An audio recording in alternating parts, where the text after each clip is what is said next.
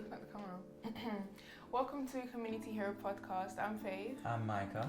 And today we'll be with a guest. Could you tell us a little bit about yourself and your name? Yeah, so I'm Eugene. I'm the new operations manager at Young Lewisham Project. I've been working with young people for 20 odd years now, mostly within Lewisham, but in other boroughs across London, really. I've been here since October last year, and I'm loving the project. I'm loving where it's going, and I'm loving where I'm pushing it as well. Yeah. Lovely. So, what does community mean to you? Community is people lumped together. The reason why I say lumped together is because sometimes it's just you're forced into a space. You don't have a kind of a choice in it. But people that are put together to make and facilitate change for the area and put it in a way where they can actually... Okay, they got common goals in which they want to see happen, and the best way to do it is by everyone planning together as to what they want to see happen and change. For instance, community might be based around having more opportunities for young people in an area. So they might get all the adults to have a meeting or so forth, and they create kind of a driving force for what they want to see happen, and then they make it happen. That's what community is for me, really. And who would you say is your community hero? Community hero, youth workers.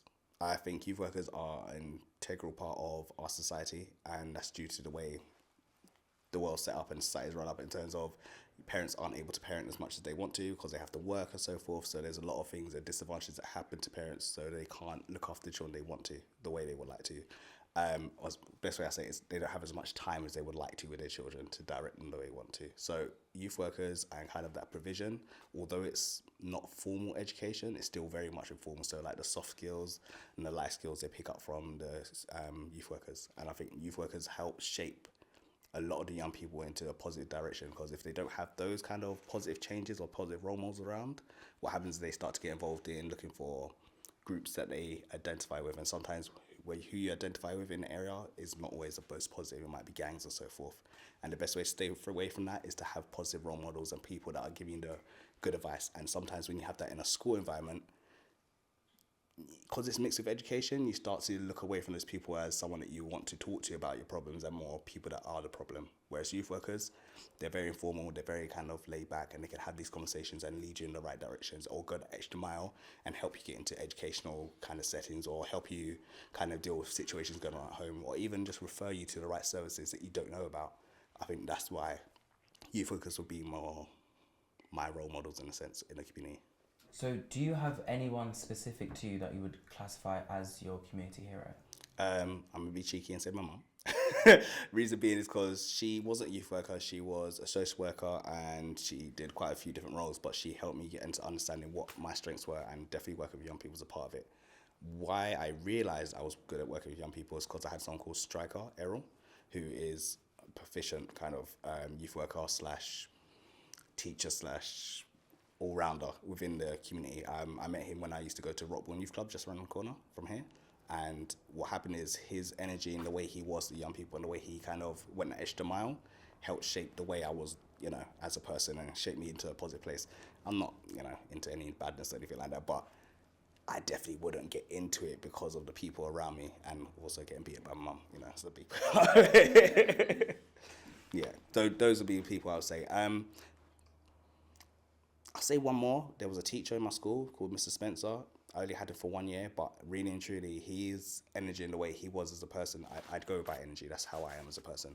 His energy and the way he was as a person kind of shaped me in terms of how I interact with people, and realizing that even when you have a small amount of time with someone, you can shape and impact their life in a big way. So the best way you can do that is by making sure that you're a positive impact as opposed to something negative. Make sense? Yeah. So yeah. Could you tell us about the youth work that you do? Currently, it's not so much youth work right now. It's more alternative provision based. But youth work that I've done in the past is I've managed 3 different youth clubs. So one of them would be Woodpecker Youth Club, and one's Riverside in New Cross as well. Managing that, I was able to do and open up opportunities for things such as taking young people to different trips they haven't been to before, residentials. I've been able to facilitate a conversation between young people and the police regarding stop and search, because in Riverside, like Deptford area, that was something that happened consistently, and they weren't really having their voices heard. So being able to facilitate that kind of conversation to get one, change the young people's mindset on how things can be, and two, change the mindset on the fact that actually they have a voice and it needs to be heard, and three, change how the police view the young people as well. 'Cause that's a really important thing. And it might just be little things such as doing cooking with the young people. So there's like a range of different things that you do for me that I do with young people that allow me to feel like I'm making a change in their life. So that's what kind of things I've done. Like I said, residentials, trips, different things like cooking, workshops, sports activities. It might be CV building. It might be finding them jobs. It might be, I don't know, teach them how to interact with people, social skills. It might also be helping them with kind of their schoolwork or getting in the right direction. It might be literally putting them into different colleges, a range of different things, just kind of, the best way I say it, help shape their life into the way they want it to be and give them a direction where they feel they have control of it. That's kind of my youth work kind of thing. And why did you start working with young people? That was the only thing I was good at, lying. But it's something that I really enjoyed, if I'm being honest. I think really and truly for me, working with young people allowed me to feel like I was making a change. And I think that was the important part for me. I couldn't do like a desk job and I couldn't do something like finance because I feel like I'll get bored too easily. I need to see what I'm doing and see the changes happening.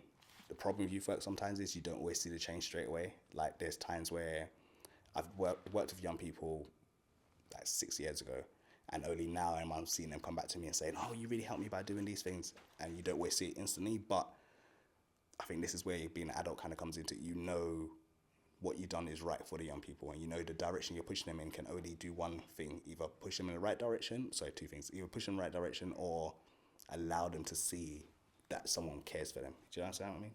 Yeah. Yeah. How do you feel about the reduction of youth service? It's rubbish. I understand that money needs to be saved. I understand it's not a mandatory thing that governments or local governments need to do. And due to that, that's where one of the first cuts were coming into it. I think it's wild to feel like there's a lot of crime increasing due to young people and not really pinpointing what has been taken away from these young people or the lack of resources that have been helped allow them to kind of be in a place. Because the way I see it is this way: if you're a young person and you're on half term or you're on summer holiday and there's nothing going on around you, what are you going to do? You're going to be bored, you're going to get involved in trouble, or you're going to get involved with your friends messing around.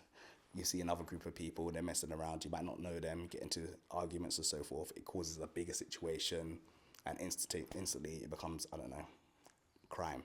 I think really and truly, if they have a place to be where people can direct them in a positive way or activities they want to do, they're going to be doing that instead, really and truly. Would you say it's very hard to get funding nowadays? I think there's a lot of hoops to jump through. I think if you are very smart with your organisation and you do the research as to what funders are looking for, you can play the game that they want you to play and then get the funding. There's less funding around, that's definitely true, but I think there's a way you can do it. Moving forward, what do you know about the riots in the 80s? I don't.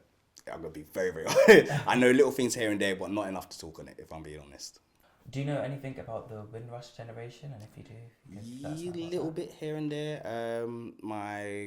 Not my mum, but like grandparents, they were part of that situation. What do you want to know? The actual generation itself, Yeah. they're very strict. They had a community.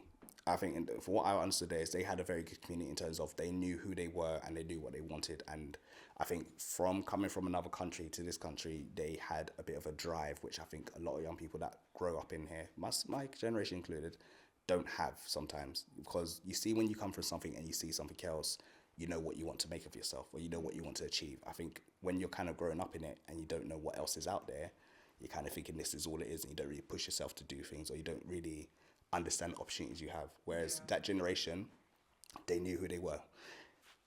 Was their ethics and the way they dealt with things always the best, and because of like parenting and so forth? No. But I think that generation, the Renaissance generation, knew what they wanted and they achieved it in that sense. That's what I know about them.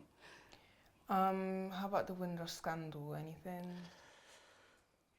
Once again, I don't know enough, but I do know that it's wild that you think you could just, one, deport people or even throw them through a situation where they feel like their livelihood or where they're staying is kind of in jeopardy because, I don't know, some paperwork wasn't done correctly in a sense. I think that's considering that people have helped build the country and kind of gone through a lot of kind of racism, kind of different kind of strife that they've been through, to then have that at the stage in their life they are, where they're very much older, they're very much in a place where they're settling down, they're trying to help their grandkids or help their children to get to where they are and relax, and then get told, actually, you might get sent back to where you're going.